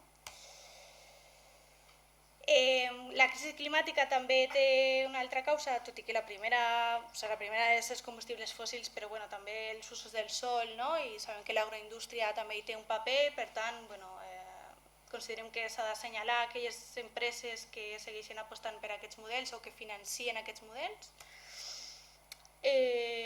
Assenyalar els responsables, doncs és això, parlar de multinacionals que potser no en sonen massa, com Saudi Aramco, China Energy, Gazprom, Exxon, etc. És molt curiós perquè són les empreses que van començar la ciència climàtica, que van començar a contractar científics perquè investiguessin ja als anys 50 què passava amb aquest nivell de concentració d'emissions i per tant ells ara s'està demostrant que ja ho sabien als anys 70 el que passaria i no van actuar, ho van amagar. Això hi ha diversos llibres que ho expliquen. I quan per exemple hi ha una cumbre climàtica que ja és normal, no? Per un tema de diplomàcia que cada any sigui a un país diferent i tal, però quan una cumbre climàtica es fa a un país que inverteix molt en petroli i el president és el directiu de la seva petrolera estatal, doncs també pensem que és important explicar-ho, no perquè la COP no sigui important, pensem que és important el que passa allà i que s'ha d'anar i que algun avanç s'hi treu, però és important explicar que les energètiques estan intentant que no sigui així. Llavors, una cosa que ens hem adonat és que, clar, no podem estar donant males notícies tota l'estona, els periodistes rebem moltes notes de premsa, moltes convocatòries, això una mica et fixa la teva agenda, l'actualitat tota l'estona i arriba un punt que dius, ostres, anem a parar, anem a pensar, nosaltres vam fer una enquesta als nostres lectors, ens van dir que els interessaven temes com l'alimentació o conèixer històries positives, i ara estem intentant fer-ho així. Tenim comprovat que, sense caure, ja dic, no volem infantilitzar els nostres lectors, nosaltres expliquem la realitat, però també dediquem un temps a explicar històries positives i s'ha demostrat que donar visibilitat a la gent que fa coses per millorar la situació empodera altres persones, és el millor motor de canvi. Llavors, entrevistem aquest home fantàstic que el vaig conèixer a Granada. Tenen un projecte molt maco d'educació ambiental, tenen horts socials, volen aturar que es faci una altra autovia a Granada, fantàstic. Aquesta és una xef catalana que té 3 restaurants vegans a Suïssa i 3 estrelles Michelin, és una crac, la tia espectacular, ja et venen ganes de menjar només vegetals, coneixent-la ella, de veritat, fantàstic.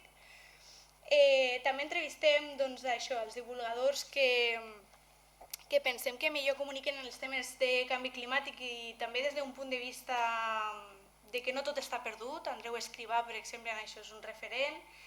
Diu, queda más por salvar de lo que hemos perdido. Realment és així. O sigui, realment... Ahir vaig entrevistar una científica catalana que acaba de publicar un estudi sobre l'Amazonia, que ens diuen que la meitat de l'Amazonia pot desaparèixer d'aquí al 2050, Però parlant amb ella jo li deia, però l'últim any a Brasil, no, l'Amazònia compon 9 països, però al Brasil ha caigut moltíssim la deforestació i em deia sí, i ho estem notant. En tan sols un any ho estem notant. Em deia, per tant, això ho heu d'explicar als periodistes, vull dir, que els canvis es poden produir a curt termini, no? Quan hi ha una voluntat. Isabel Moreno seria un altre exemple. Una altra cosa de la que parlem bastant darrerament és de litigis climàtics. Aquí hi ha històries de veritat molt esperançadores. A Bèlgica l'any passat va haver una sentència històrica que obligava l'Estat a reduir les seves emissions fins al 55% d'aquí al 2030, el qual és un ritme superior de lo que té marcat la Unió Europea.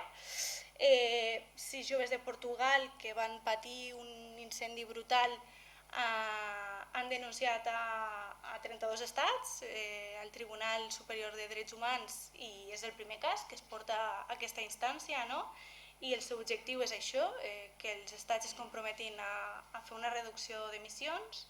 Està pendent a veure què passa en aquest judici, però bueno, hi ha hagut moltíssims. L'any passat a Estats Units, a l'estat de Montana, 16 joves van guanyar un cas que denunciava les polítiques ambientals de l'Estat. Vull dir que, de veritat, aquí hi ha molta gent jove que està fent una feina fantàstica de la mà d'ONGs i entitats sense ànim de lucre. Clar, quan parlem de justícia climàtica, doncs hem de dir, jo no parlaré més perquè ja n'han parlat, de que realment qui pateix més les conseqüències són els països del sud global. Aquí ens podem manifestar, però realment les defensores que són assassinades majoritàriament són en aquests països. L'any passat Global Witness, que és qui porta el context de persones assassinades, defensores de la terra, ens deia que Colòmbia és el país on hi ha més casos, per tant aquí ens hi hem de fixar i d'això n'hem de parlar també. I ja l'últim, deixant clar que qui té més responsabilitat són les empreses que han cremat aquests combustibles fòssils i que segueixen contaminant, tot i que saben les conseqüències de les seves activitats, i la conseqüència també és dels estats que els hi permeten, no? La manca de més lleis, més lleis no, perquè lleis hi ha, el que passa és que no es compleixen. Tot i això, doncs, també els nostres lectors ens deien però jo què puc fer? No? L'IPCC ens diu que sí, que les decisions dels consumidors també tenen un pes important a l'hora de reduir les emissions globals. Llavors, aquí és molt divertit perquè molta gent, quan tu li preguntes què penses que pots fer, et diu que reciclar, no? Que reciclar o que, no sé, agafa més l'autobús i tal, però realment la gent no coneix l'impacte que té agafar un vol transoceànic o l'impacte que té comprar-te un cotxe, un SUV, un cotxe d'aquests grans en lloc d'un petit, no? Que sembla mentida però té un gran impacte, o l'impacte que té la teva dieta, no? Reduir el consum de carn doncs, també fa una diferència important. No? Llavors això, ara també estem intentant parlar de periodisme de solucions. Li diem periodisme de solucions per una traducció a l'anglès que li diuen així els americans, tot i que és un nom que no m'acaba d'agradar, no? Perquè solucions, no ho sé, són idees, no? Són propostes, són iniciatives, però solucions, nosaltres no està en la nostra mà, però sí que tots podem fer alguna cosa, no? I això és important perquè la gent, clar, quan veu la magnitud del problema, doncs sentir que tu pots fer alguna cosa realment t'ajuda, no? A començar a actuar. Fa poc vam traduir aquest reportatge que és Com construir una ciutat resiliente al calor, que van fer els companys de Grist, que és un mitjà de comunicació referent per nosaltres en anglès. M'agradaria que moltes d'aquestes solucions s'apliquessin a ciutats d'aquí, de veritat, us ho dic, perquè tecnologies hi ha i tecnologies no, és que els arbres són gran part de la solució i això sembla que aquí no s'entén, s'estan talant arbres a Madrid constantment, vull dir que algú podria llegir aquest article, algú que tingui poder de decisió, no? O els votants, no? Que al final nosaltres escollim els nostres governants, doncs estaria bé que comencéssim a veure aquestes solucions. Als Estats Units han passat unes onades de calor brutals i per això ja s'estan posant les piles. De tota manera, aquí també, l'estiu passat van morir 11.165 persones amb morts atribuïbles al calor a Espanya. No? L'any 2022 encara va ser pitjor, van ser 15.000, vull dir que no pensem que aquí no ens afecta, que sí, i afecta més quan fa una onada de calor al País Basc que a Còrdoba, que ja estan més adaptats, us ho asseguro. Bueno, doncs això, darrerament estem intentant parlar de solucions com són les proteïnes alternatives, com és reformar el teu edifici, etc. No? I ja per acabar m'agradaria dir que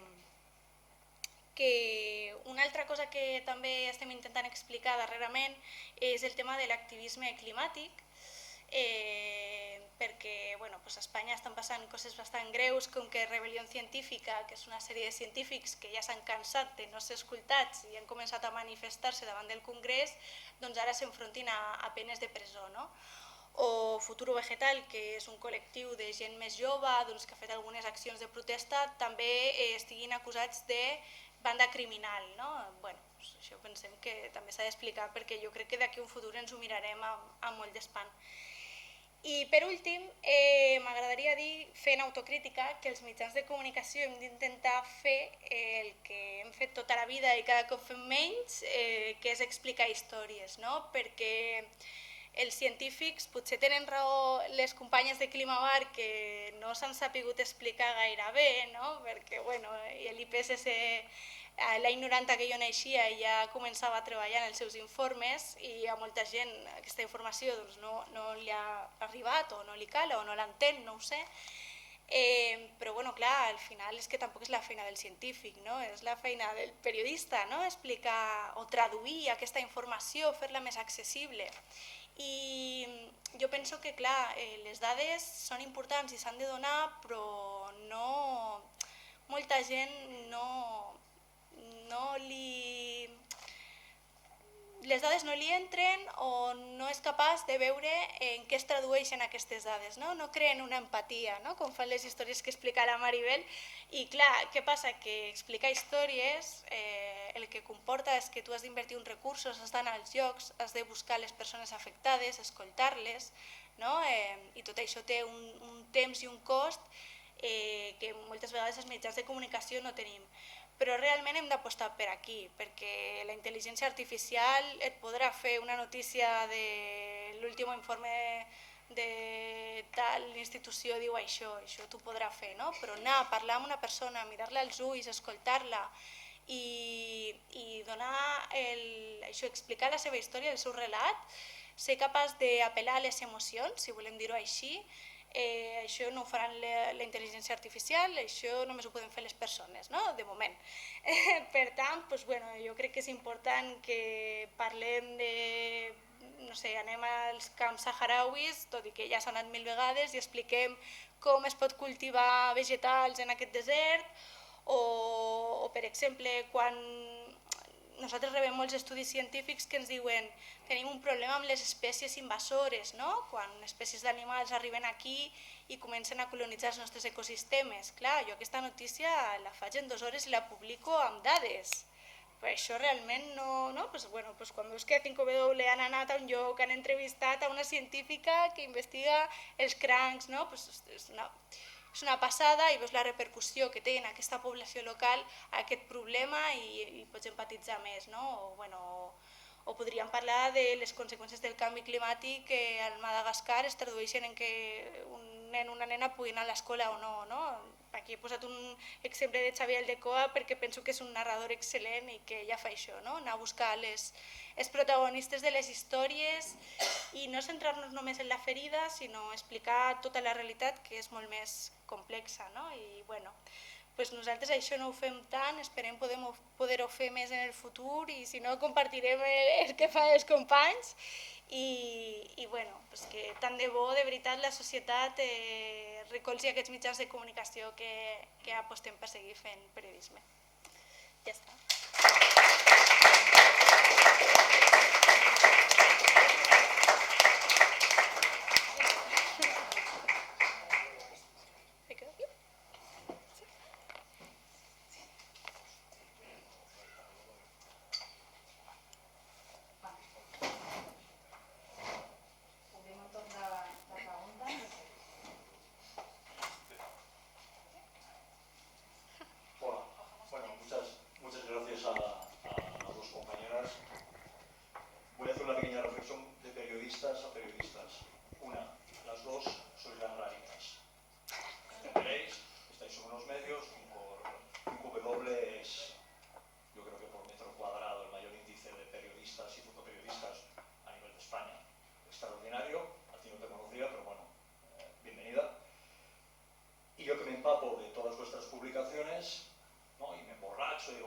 y con las historias de Aldecoa y compañía, pero cada mañana me levanto y en la emisora con mayores oyentes en Cataluña, que es RAC1, durante días y días y días, Jordi Basté, el director del programa con mayor audiencia en Cataluña, nos ha estado dando la traca que el mayor problema con las normativas de restricciones de agua era si nos podríamos duchar o no en los gimnasios. Cuando creo que la inmensa mayoría de la gente no vamos al gimnasio, y luego pienso que mucho de la gente que vaya al gimnasio ya se sacará tiempo para luego irse a duchar a casa, con lo cual el problema no sé qué. Y nos está dando la traca como si fuera el único problema principal del ciudadano de a pie. Y como periodista flipo y pienso, deberíamos hacer una reflexión los periodistas de empezar a poner el foco en otras cosas. A lo mejor es que la maquinaria de Jordi Basté no da más para nada, no da para más, también podría ser, no lo sé. Pero dices, hostias, no hacen B. Y ahora recientemente es si durante el verano las piscinas de los hoteles de 5 estrellas podrán estar o no llenas. Cuando la inmensa mayoría de la gente no vamos a hoteles de 5 estrellas y si hay piscina es que ni lo soñamos. Entonces creo que como periodistas, que vosotras ya lo hacéis, pero claro, el ciudadano de la calle escucha las grandes emisoras o los grandes informativos, el que sea digital, o sea en televisión, lo que sea, están recibiendo unos inputs de ay, no nos podremos duchar, ay, las piscinas no sé qué, ay, no sé cuántos. Y yo no sé si es que nos tratan como idiotas, pues que la cosa ya no da más de sí. Como periodistas, no, se me cae la profesión al suelo, se me cae la profesión al suelo de decir, coño, ¿qué hacemos como periodistas? ¿Dónde ponemos el foco? ¿Dónde está la pregunta que molesta al político o que molesta a los responsables? Entonces yo, de verdad que como periodista, pienso, pues vale, así haremos. Y gracias. Solo al hilo de tu comentario, sí, estoy de acuerdo y creo que esto está muy relacionado con la forma de consumir la información que tenemos actualmente, que es tan rápida, consumimos de una manera tan rápida que, bueno, sobre todo, ¿no?, por redes sociales o estás haciendo otra cosa y llegan tantísimos mensajes que te quedas con el titular. Y entonces al final te quedas con una sola idea y alguien la agarra por ahí bueno, y es un momento en el que hace falta contexto y contexto y contexto, ¿no? Entonces para consumir ese contexto también hace falta tiempo y bueno, pero sí creo que es un sistema que se retroalimenta y es verdad que las personas que estamos en el mundo del periodismo tenemos que luchar un poco contra eso, ¿no? Pero también del otro lado. También las personas que se informan, bueno, pues ser un poco conscientes de que hace falta invertir un poco de tiempo para entender el contexto. Bona tarda. Primer, agrair-vos les vostres aportacions i a mi m'agradaria fer una reflexió i una aportació i a veure què n'opineu. Per un costat hi ha el que heu anomenat la fatiga climàtica i impressió de que arriben moltes informacions i la gent va prenent una consciència que ja en té prou, ja l'ha informat prou. Hi ha solucions molt parcials que la gent adopta, però que al final veu que la cosa continua. Heu parlat dels límits planetaris, dels quals el canvi climàtic no és el més important i molts ja s'han sobrepassat i la cosa continua. I quan s'assenyalen els culpables de tot això, jo crec que s'han d'assenyalar ben clarament, analitzar-ho ben clarament i quines solucions donen.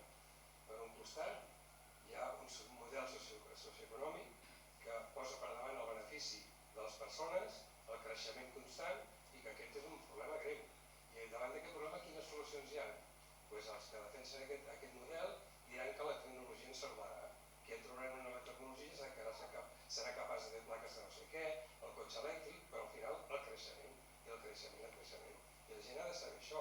I per l'altre costat hi ha qui aboga, i això no ho he parlat en cap moment, pel decreixement.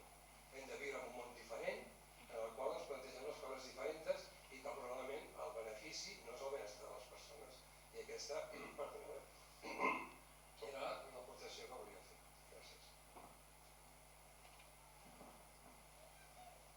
Sí, jo penso que sí, que de creixement sí que en parlem. De fet, jo crec que el darrer any potser hem entrevistat a 8 o 9 autors de llibres que parlen de decreixement. És un debat que està sobre la taula. Bueno, és el que dèiem, no? Ningú vol renunciar als seus privilegis, llavors és una cosa que costa, els polítics viuen a curt termini, hi ha moltes coses impopulars que no poden dir però són plenament conscients. La ministra de Transició Energètica, Teresa Ribera, ho ha dit, que hem de decréixer sí o sí, jo crec que tothom és conscient, però que ningú vol començar a donar la cara, no? O ningú vol admetre aquest problema. però és la realitat, vull dir, i és que no tenim una altra. La tecnologia ens salvarà? No. Evidentment no. No. Et salvarà probablement la teva comunitat, no? La teva xarxa, però no, la tecnologia és necessària. Ara s'està parlant molt del tema de, bueno, per assolir els objectius de reducció d'emissions, deixarem de cremar combustibles fòssils a no ser que utilitzem tecnologies de captura de carboni. Aquesta tecnologia a gran escala encara no existeix, és caríssima, utilitza molta energia i no ha sigut efectiva. Per tant, la tecnologia no ens salvarà. No. Si jo continuant en el tema aquest, no? de creixement, ja parlem fa molt i fem alguna coseta, però què passa? Que jo crec que el problema està en que en el creixement en el que vivim ens té tan absorbidos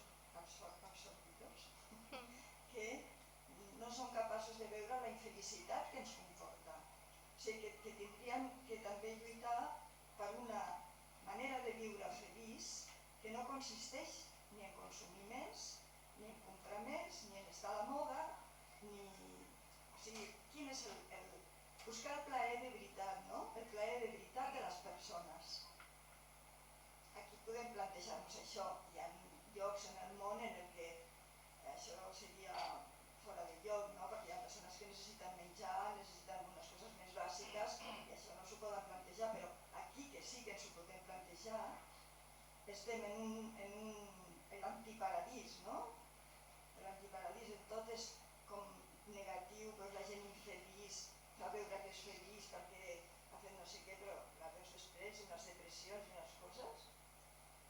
I això s'hauria d'inquibir en el decreixement. I és que si et creixes una mica tindràs més temps, podràs parlar amb els amics, podràs tenir més amors, seràs molt més feliç.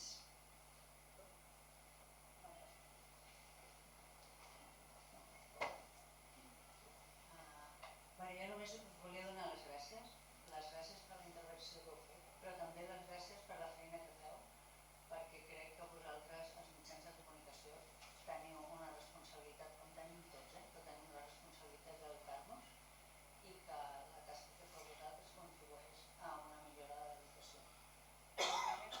Contestant una mica al que deia el Joan Carles abans, que em sembla que té raó, crec que també nosaltres tenim l'obligació d'informar-nos bé. Que està molt bé que els mitjans de comunicació us informeu de la millor manera possible, no? I crec que forma part de la vostra tasca, però també de la nostra, som igualment responsables, no? d'esforçar-nos per accedir a l'educació, a la informació necessària. I res més.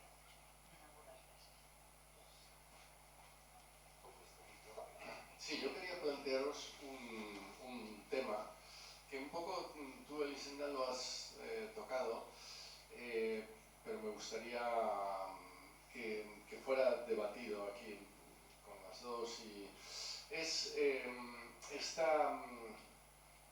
esto que se está planteando últimamente, de cuidado con los mensajes catastrofistas, de cuidado con explicar demasiadas cosas de hacia dónde va el mundo con este proceso de cambio climático y la hecatombe que se puede producir, porque esto puede llegar a desmoralizar, a desmovilizar, porque la gente llega un momento que piensa, bueno, si ya está todo perdido, pues sigamos adelante, ¿no? O sea, disfrutemos de lo que podamos y tal, ¿no? De hecho, se ha producido incluso una división en el ecologismo. O sea, había ecologistas, hay ecologistas que hablan del colapso y de que el mundo va hacia el colapso, hacia una situación de colapso, no solo por todo lo que comporta la emergencia climática, sino por todo lo que todos los límites planetarios que se están sobrepasando, ¿no? Lo que ya se ha explicado aquí, ¿no? Cómo se está destruyendo la biodiversidad, etcétera, todo lo que y que vamos a una situación de colapso que sería bueno, pues de que la gente gente empezaría a morirse por falta de suministros, porque se rompería la cadena de suministros, porque... Bueno, entonces, y hay sectores ecologistas que dicen que se han vuelto anticolapsistas, ¿no? Para decir que eso que no se tiene que explicar. Hay una posibilidad intermedia, que es decir, hacia eso vamos y seguimos así, pero se puede, es un rumbo que se puede cambiar, y también lo decíais, de que hay muchas cosas que se pueden hacer, como decía Escribá, ¿no? Que es más lo que aún no hemos perdido que lo que ya hemos perdido, o sea, lo que podemos salvar que lo que ya hemos perdido, ¿no? Y dar ese mensaje de esperanza y de lucha, ¿no? Pero bueno, aquí el movimiento ecologista ha llegado un momento que hay sectores completamente enfrentados con este tema, ¿no? Y bueno, no sé, me gustaría que comentarais un poco vuestra opinión sobre esto.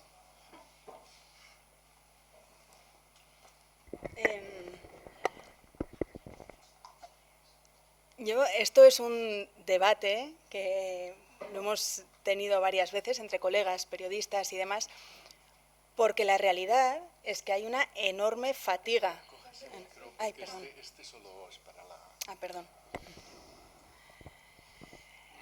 Que hay una enorme fatiga informativa, ¿no? Al final, cuando hay una noticia que en un primer momento activa nuestras alarmas, pero la seguimos escuchando y escuchando y escuchando, pero pasa con la crisis climática como pasa con conflictos, como llevamos meses viendo la situación en Gaza y al final no lo consumimos ahora de la misma manera que al principio, ¿no? Por ejemplo. Y entonces llega un momento de fatiga en el que es cierto que pienso que el periodismo tiene que buscar nuevas maneras de contarlo. Yo sí creo que nos olvidamos, como decía Elisenda, ¿no? o a veces, bueno, quizá pecamos un poco de no contar tanto las buenas noticias o reforzar los aspectos positivos porque de alguna manera parecen menos urgentes, cuando no es así. También es urgente, ¿no? El reforzar, el poner ejemplos para, bueno, el mostrar que no todo es destrucción y catástrofe, ¿no? Entonces, sí que me parece que pecamos un poco de eso a menudo. Yo, con mi experiencia y enfoque de ciertos temas en particular, a veces tengo que hacer el esfuerzo de decir, bueno, a ver, vamos a ponerlo en contexto, ¿no? Porque estoy de acuerdo en que tiene una parte que es perjudicial, pero dicho esto, creo que tampoco hay que minimizar o digamos, endulzar las cosas urgentes, ¿no? Los retos urgentes. Sí que hay que encontrar nuevas formas de contarlos y de transmitirlos para superar esa fatiga.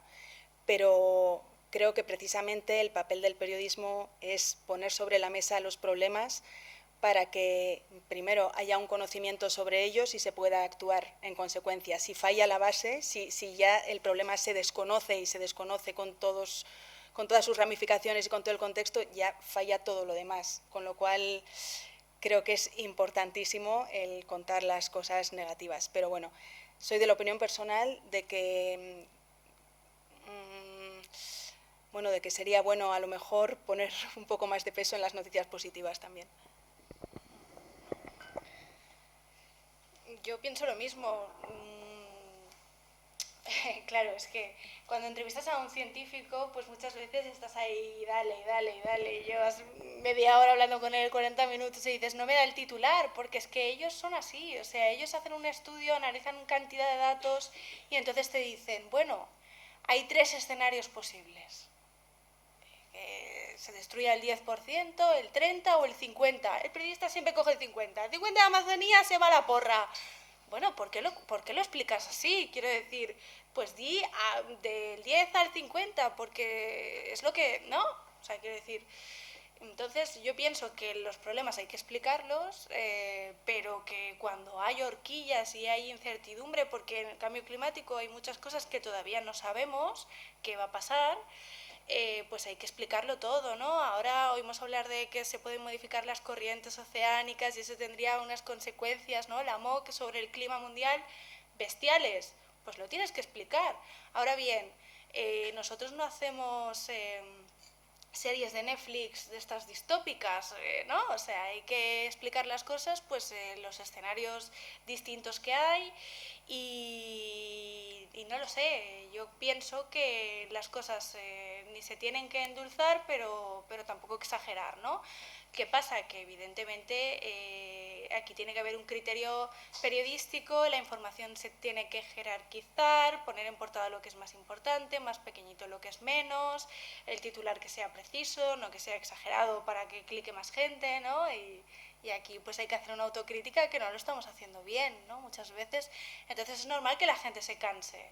No es que me habíais dicho que pasaría esto y no ha pasado. No, pues era que podía pasar o que había esta probabilidad o no lo sé, ¿no? Es que la vida son muchos grises. Yo, sinceramente, no creo en el colapso, ¿no? Si no, no estaría embarazada, pero me cuentan historias terribles cada día, ¿no? Entonces, pues bueno, no sé, hay que encontrar un equilibrio y ir viendo qué es lo que pasará, pero sobre todo, escuchar a los que saben, ¿no? Y cuando tú escuchas una tertulia en estos programas que tienen tantísima audiencia en televisión y radio, no invitan a los especialistas. O sea, no puede ser que tú pongas a un científico, a un especialista y al lado pongas a Esperanza Aguirre, porque no va de este opina esto, este opina lo otro, ¿no? Estamos hablando de conocimiento científico, escuchemos a los especialistas, ¿no? Y dejémonos de ideologías, que esto no tiene ideología, ¿no? Y dejémonos de demagogias, ¿no? Y al hilo de esto que dices del blanco y el negro, es que esto está haciendo un daño tremendo a la credibilidad de los medios, porque al final, cuando no cuentas los grises, si te has quedado en que la Amazonía se destruirá un 50% y luego dicen, pero no, pero si es un 20%, sois unos mentirosos y unos alarmistas, y de un plumazo te cargas todo el trabajo que se ha hecho de buena información porque acabas con la credibilidad, con lo cual sí que es importantísimo contar todos los matices.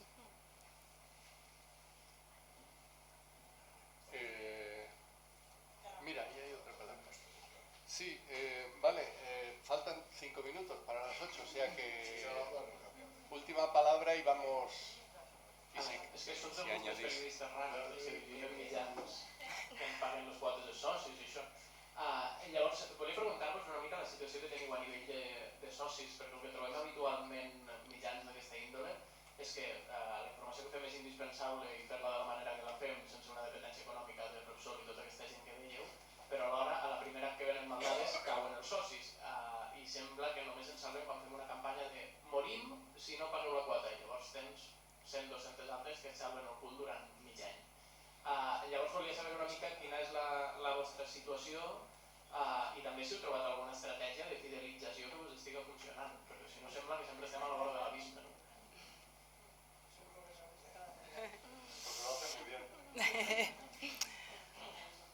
A ver, en este caso, yo en lo que se refiere a Sonda Internacional, que es el medio especializado en periodismo visual sobre la crisis climática, claro, es un medio muy pequeñito que todavía está en un modelo de negocio muy experimental, porque es un medio sin ánimo de lucro, constituido como asociación sin ánimo de lucro, que busca vivir de donaciones. Entonces esto parece un chiste en el mundo periodístico realmente porque es sumamente complicado, o sea, es extremadamente difícil y en los 2 años de andadura, bueno, el presupuesto no llega. De momento se está trabajando por amor al proyecto y por convencimiento, pero no llega. Entonces la idea es dar a conocer el proyecto, el que cada vez lo conozca más gente y haga aportaciones pequeñitas que se pueden hacer desde 2 euros al mes y luego pues buscar financiación a través de becas y demás, ¿no? Pero bueno, se va un poco, yo creo que se está modelando según va avanzando. Y luego, respecto a 5W, del que soy redactora jefa y que no está especializado tanto en crisis climática, pero también aborda este tipo de temas mucho. Claro, 5W son ya 9 años, entonces tiene una base de suscriptores muy fiel y ha ido creciendo con el paso de los años a un ritmo constante hasta hace un par de años, porque la situación general de los medios ha cambiado. Ahora mismo hay muchísimos más medios con muro de pago, además hay muchas plataformas de pago, véase Netflix, Filmin y demás, y la gente bueno, cada vez tiene menos tiempo. Entonces es la fórmula perfecta para decir, bueno, un medio que me exige estar 20 minutos delante de un reportaje para consumirlo y además pagar por ello, pues lo estamos notando. Y bueno, tenemos muy claro que tenemos que encontrar nuevas vías de ingresos. También tenemos muy claro que queremos seguir siendo independientes o depender de los socios y socias. Esto no va a cambiar. Pero bueno, tenemos que encontrar nuevas vías de negocio y seguir difundiendo lo que hacemos para sostenernos con eso, ¿no? Pero no lo sé, me gustaría tener la bola mágica para ver cómo serán los próximos años, porque creo que estamos en un momento del periodismo en plena ebullición y cambio, ¿no? Así que veremos. No sé, vosotros. Bueno, nosotros somos un medio completamente deficitario de la revista La Marea. No, bueno, como decíamos, ¿no? Al final siempre hay varias patas. Nosotros tenemos un proyecto que se llama La Uniclimática, que es una formación que hacemos cada verano. Esto nos funciona súper bien, tenemos matrículas de Latinoamérica, entonces esto nos da un poco de oxígeno, ¿no? Y luego la parte que es periodismo a base de suscripciones se vive bastante mal, es la realidad. Pero bueno, la revista La Marea el año pasado hizo un crowdfunding en Goteo y creo que fue recaudación récord de recaudación en España, se sacaron 280.000 euros. Parece mucho dinero, pero no lo es, cuando tienes tantas nóminas que pagar. Y bueno, y así vamos, pues de campaña de pues lo que él decía, o sea, cuando le dices a la gente, oye, que nos morimos, pues entonces te entran, pero parece, o sea, da lástima tener que estar siempre en esa situación tan extrema, la verdad. No sé. ¿Ya está? No, si ya está, damos por cerrada ya esta sesión. Mañana a las 10 de la mañana. Me decían antes que la sesión de las 12 quizás es un poco más tarde porque hay el acto pro Palestina justo a las 12, entonces quizá sea a las 12:30 o algo así, o qué. Sí, demà al matí començarem a les 10. Com que hi ha la concentració per Palestina a les 12, el que farem és fer la pausa un pèl més llarga, fins les 12:15. Com que la manifestació, la concentració és aquí a la plaça Octavià, doncs tindrem esmorzar, llavors podrem agafar el cafè, ens l'emportem allà i llavors donem una mica de suport a les companyes que han organitzat la concentració i a les 12:15, 12:20 tornem aquí. I res, moltes gràcies per venir, ha sigut molt